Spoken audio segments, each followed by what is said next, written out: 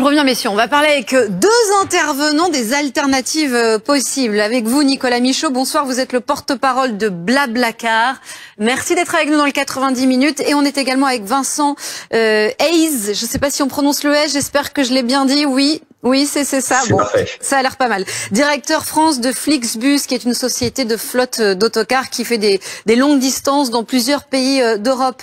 Je vais commencer avec vous, Nicolas Michaud.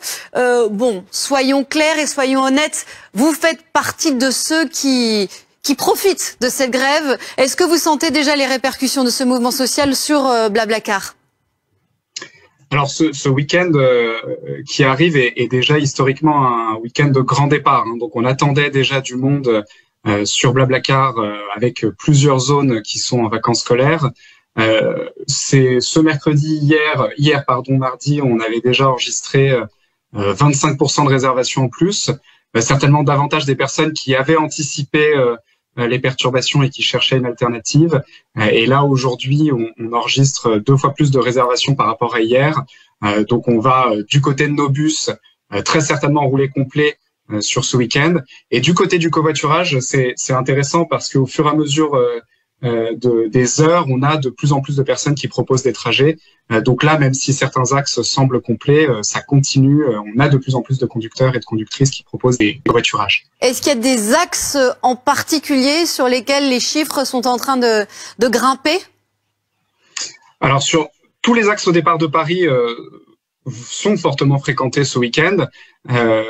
On a un peu plus de demandes encore du côté de l'ouest et sur les axes également vers le nord. Et on essaye, alors du côté de nos bus, de rajouter des liaisons supplémentaires sur tous les axes. Mais je pense particulièrement là ce soir, la priorité c'est autour du Paris-Rennes où on est mobilisé pour rajouter des bus supplémentaires ce week-end.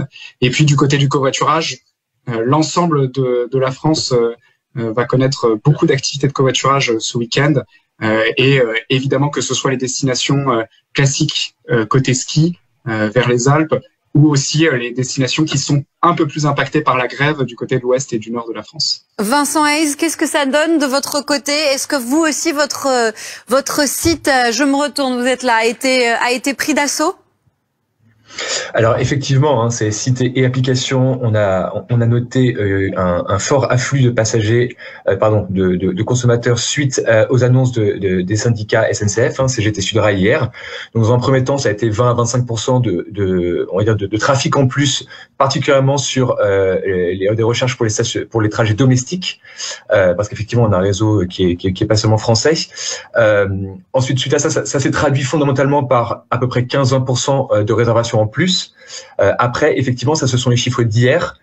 Suite à la conférence de presse qui s'est tenue ce jour, j'anticipe le fait que ces chiffres aient changé et que ce soit effectivement beaucoup plus fort que ce qu'on a noté pour le moment. Donc là-dessus, c'est un Mais du coup, est-ce que vous avez pris vos dispositions ? Est-ce que vous avez mis plus de bus en service ? Ou est-ce qu'il y a déjà des lignes qui sont saturées ? Et si oui, lesquelles ? Quelques informations pratiques pour ceux qui nous regardent. Alors là-dessus déjà la première information c'est que il reste des places sur l'ensemble de nos liaisons pour ce week-end et à des prix abordables. Je rebondis par exemple sur l'intervention du jeune homme là qui avait un problème pour rentrer de Lille. Par exemple demain soir à 21h, lorsque la grève aura commencé, on trouve encore des Lille-Paris pour 8 € sur le site de Flixbus.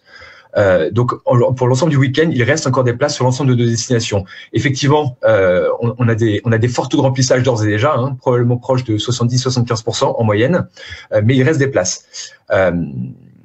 Donc voilà, donc effectivement c'est tout à fait pertinent de rechercher. Pour le fait d'avoir anticipé la chose, alors on a sondé nos partenaires autocaristes suite aux annonces, mais il faut savoir que pour le bus, 48 heures c'est un timing qui est quand même très serré pour mettre des cars en plus sur la route avec des chauffeurs, pour 2 raisons. La première c'est qu'effectivement, à l'instar de ce que disait Blablacar, c'était déjà une période de forte saisonnalité, ce qui fait qu'on avait déjà mis tous nos bus sur la route concrètement. Et l'autre raison, c'est qu'il y a une pénurie de chauffeurs qui existe en France et en Europe depuis maintenant quelques mois, voire années à présent, qui explique que c'est quand même compliqué à très court terme de trouver du personnel roulant, tout simplement. Merci beaucoup, Vincent Hayes. Nicolas Michaud, une dernière question très, très rapidement, s'il vous plaît. Est-ce qu'on peut s'improviser en quelques heures chauffeur de Blablacar ?